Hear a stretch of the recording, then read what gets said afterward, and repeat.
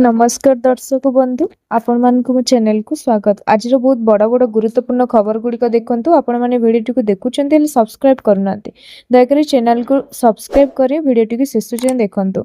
आज प्रथम खबर गत सप्ताह सुना एवं रूपा मूल्य वृद्धि पाइथिला तथापि उभय एवं सेमानंकर सर्वकालीन सर्वोच्च स्तर ठारू बहुत तले कारबार करुछंती। विशेषकर रूपा यार सर्वोच्च स्तर अपेक्षा यथेष्ट सस्ता निकटरे वृद्धि सत्वे सुना यार सर्वकालीन सर्वोच्च स्तर रही।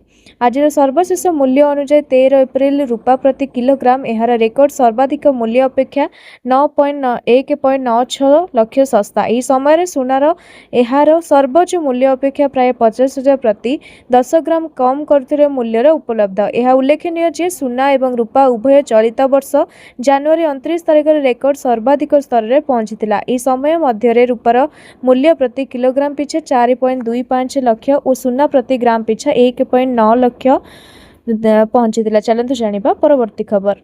पश्चिम एशिया उत्तेजना मध्य भारत सरकार संपूर्ण सजग अच्छा साधारण जनता को आश्वस्ति प्रदान करने अनेक पदक्षेप नहीं। सरकार स्पष्ट भाव में कहते देश भितर पेट्रोल डीजेल किंबा एलपीजी कौन अभाव ना तेणु भयभीत होबार कौन आवश्यकता ना। सरकार अनुजाई सारा देश में एलपीजी जोगाण संपूर्ण स्वाभाविक एवं सिलिंडर स्टॉक ह्रास सहित कौन परिस्थिति सृष्टि होना। केवल एप्रिल 11 तारिख में 5.2 नियुत अधिक घर गैस सिलिंडर वितरण करा जायथिला। एहा व्यतीत प्राय 98% बुकिंग वर्तमान ऑनलाइन रे प्रक्रियाकरण करा जाउछि जहाँ सिस्टम को अधिक सचल करि जाय।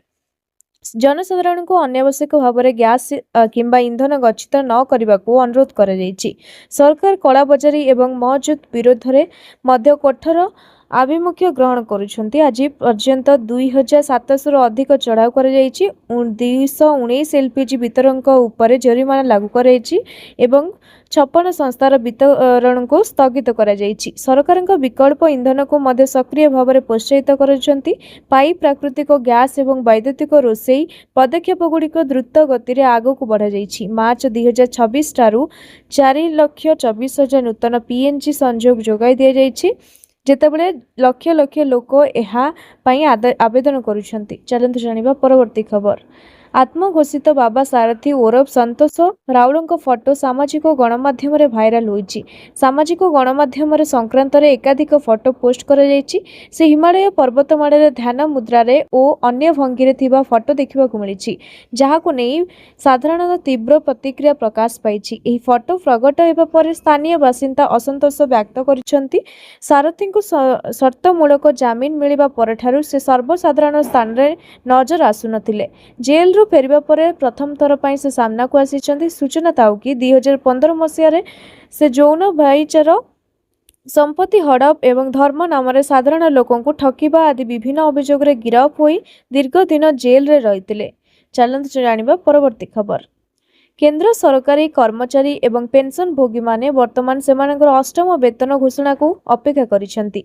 आशा करा जाउछि जे अष्टम वेतन कमिशनर सेमानक पई गुरुत्वपूर्ण आश्वस्ति आनिबो। जदि शीघ्र कार्यकारी हुए तेबे कर्मचारी दरमा रे यथेष्ट वृद्धि घटी पारे। दरमा केते वृद्धि पाई परिबो विशेषज्ञ माने विश्वास करंती जे अष्टम वेतन कमिशनर फिटमेंट फैक्टर को 2.57 रु 3.5 किंबा ताठारो अधिक वृद्धि करा जाय पारे। फिटमेंट फैक्टर रे एही वृद्धि सीधासळख मौलिक दरमा को प्रभावित करे। उदाहरण स्वरूप जदि जणे कर्मचारी सर्वनिम्न मौलिक दरमा 18,000 होइताय तेबे नूतन फिटमेंट फैक्टर आधार रे यह प्राय 25,000 रु 30,000 पर्यंत वृद्धि पाई पारे। यह आपनको घर को नेबा पई मिलुथिबा दरमा को यथेष्ट वृद्धि करिवो। मूल दरमा वृद्धि फल रे महंगा भत्ता मध्य वृद्धि पाइबो। घर भड़ा भत्ता एवं अन्य भत्ता मध्य वृद्धि पाइबो। चलंतु जानिबा परवर्ती खबर।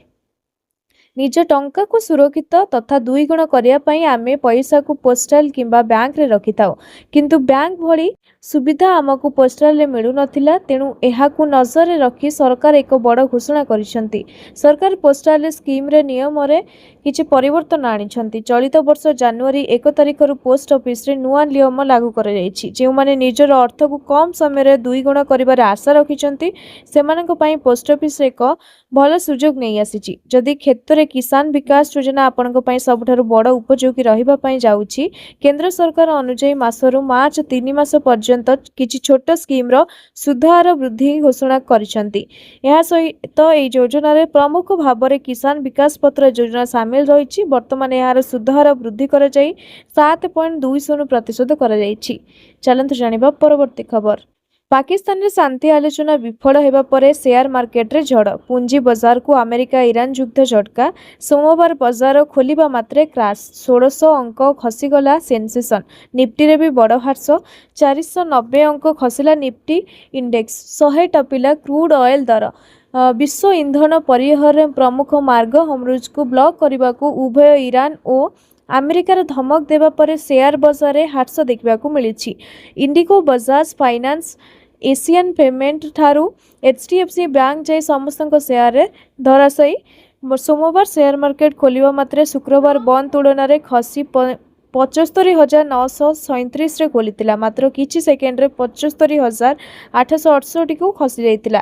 ସେହିପରି ନିଫ୍ଟି ଶୁକ୍ରବାର ବନ୍ଦ ତୁଳନାରେ ଖସି 23,589 ରେ ଖୋଲିଥିଲା। ଷ୍ଟକ୍ ମାର୍କେଟରେ ଏହି ଭୂକମ୍ପ ଯୋଗୁଁ ବିଏସ୍ଇର ଲାର୍ଜ କ୍ୟାପ୍ ବର୍ଗରେ ଅନ୍ତର୍ଭୁକ୍ତ ସମସ୍ତ 30ଟି ଷ୍ଟକ୍ ରେଡ୍ ଯୋଜନାର କାରବାର କରୁଥିଲା। ଚାଲନ୍ତୁ ଜାଣିବା ପରବର୍ତ୍ତୀ ଖବର।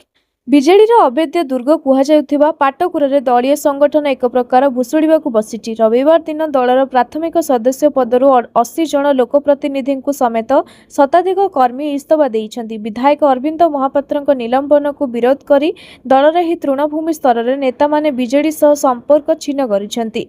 ଗତ ଜାନୁଆରୀ 15 ତାରିଖରେ ଦଳ ବିରୋଧୀ କାର୍ଯ୍ୟ ଅଭିଯୋଗରେ ବିଜେଡି ସୁପ୍ରିମୋ ନବୀନ ପଟ୍ଟନାୟକ ପାଟକୁରା ବିଧାୟକ ଅରବିନ୍ଦ ମହାପାତ୍ରଙ୍କୁ ଦଳରୁ ନିଲମ୍ବନ କରିଥିଲେ। ନିଲମ୍ବନ ନିଷ୍ପତ୍ତିର ପୁନର୍ବିଚାର ପାଇଁ କର୍ମୀମାନେ ଶଙ୍ଖ ଭବନରେ ଦୋହଲାକୁ କରିଥିଲେ ଏବଂ ସେମାନଙ୍କ କଥା ଶୁଣାଯାଉନଥିଲା। ପରବର୍ତ୍ତୀ ସମୟରେ ବିଧାୟକଙ୍କୁ ସମର୍ଥନ ଜଣାଇଥିବାରୁ ଗରଦପୁର ବ୍ଲକର ଅଧ୍ୟକ୍ଷ ଅଭୟ ମହାରାଜଙ୍କୁ ମଧ୍ୟ ଦଳରୁ ବହିଷ୍କାର କରାଯାଇଥିଲା। ପ୍ରାୟ 3 ମାସ ଧରି ଦଳର ନିଷ୍ପତ୍ତିକୁ ଅପେକ୍ଷା କରିବା ପରେ ଶେଷରେ କର୍ମଚାରୀମାନେ ବିଧାୟକଙ୍କ ସହ ରହିବାକୁ ସଂକଳ୍ପ ନେଇଛନ୍ତି। ଇସ୍ତଫା ଦେଇଥିବା ନେତାଙ୍କ ମଧ୍ୟରେ ଗରଦପୁର ବ୍ଲକର ବିଭିନ୍ନ ପଞ୍ଚାୟତରେ ସରପଞ୍ଚ, ସମିତି ସଭ୍ୟ ଓ ୱାର୍ଡ ମେମ୍ବର ରହିଛନ୍ତି। ଚାଲନ୍ତୁ ଜାଣିବା ପରବର୍ତ୍ତୀ ଖବର। ଉତ୍ତରପ୍ରଦେଶର ଯୋଗୀ ଆଦିତ୍ୟନାଥ ସରକାରଙ୍କ ଶ୍ରମିକମାନଙ୍କ ହିତ ପାଇଁ ଏକ ବଡ଼ ଗୁରୁତ୍ୱପୂର୍ଣ୍ଣ ନିଷ୍ପତ୍ତି ନେଇଛନ୍ତି। ବିଶେଷ କରି ନୋଏଡା ଏବଂ ଆଖପାଖ ଶିଳ୍ପ ଅଞ୍ଚଳର ଶ୍ରମିକମାନେ ଏବେ ନୂତନ ଶ୍ରମ ନୀତିରୁ ସିଧାସଳଖ ଲାଭ ପାଇବେ। ସରକାରଙ୍କ ନୂତନ ନିୟମ ଅନୁଯାୟୀ ଜଣେ ଶ୍ରମିକ ନିର୍ଦ୍ଧାରିତ ସମୟଠାରୁ ଅଧିକ ସମୟ କାମ କରନ୍ତି, ଅର୍ଥାତ୍ ଓଭର ଟାଇମ୍, ତେବେ ସେମାନେ ଏବଂ ସେମାନଙ୍କର ସାଧାରଣ ମଜୁରୀରେ 2 ଗୁଣ ପାଇବେ। ଶ୍ରମିକମାନେ କଠିନ ପରିଶ୍ରମର ଉପଯୁକ୍ତ ସ୍ୱୀକୃତି ସୁନିଶ୍ଚିତ ପାଇବା ପାଇଁ ନିଷ୍ପତ୍ତି ନିଆଯାଇଛି। ପୂର୍ବରୁ ଅନେକ ସ୍ଥାନରେ ଓଭର ଟାଇମ୍ ଠିକ୍ ଭାବରେ ପ୍ରଦାନ କରାଯାଉନଥିଲା, ଯାହାଫଳରେ ଶ୍ରମିକମାନଙ୍କ ମଧ୍ୟରେ ଅସନ୍ତୋଷ ଦେଖାଯାଉଥିଲା। କେଉଁ ପରିବର୍ତ୍ତନ କରାଯାଇଥିଲା ଚାଲନ୍ତୁ ଜାଣିବା। ଏହା ସହିତ ଆଉ ଏକ ପ୍ରମୁଖ ପରିବର୍ତ୍ତନ ହେଉଛି ଯେ ଶ୍ରମିକଙ୍କ ଦରମା ଏବଂ ସିଧାସଳଖ ସେମାନଙ୍କ ବ୍ୟାଙ୍କ ଆକାଉଣ୍ଟକୁ ସ୍ଥାନାନ୍ତରିତ ହେବ। ଏହା ସ୍ୱଚ୍ଛତା ବୃଦ୍ଧି କରିବ ଏବଂ ମଧ୍ୟସ୍ଥିଙ୍କ ଭୂମିକା ଦୂର କରିବ।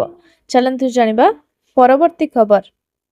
ମାଗଣା ବିଦ୍ୟୁତ୍ ଯୋଜନା ଅଧୀନରେ ସରକାର ସ୍ଥାପିତ ସୌର ପ୍ୟାନେଲରେ କ୍ଷମତା ଉପରେ ଆଧାର କରି ସବସିଡି ପ୍ରଦାନ କରନ୍ତି।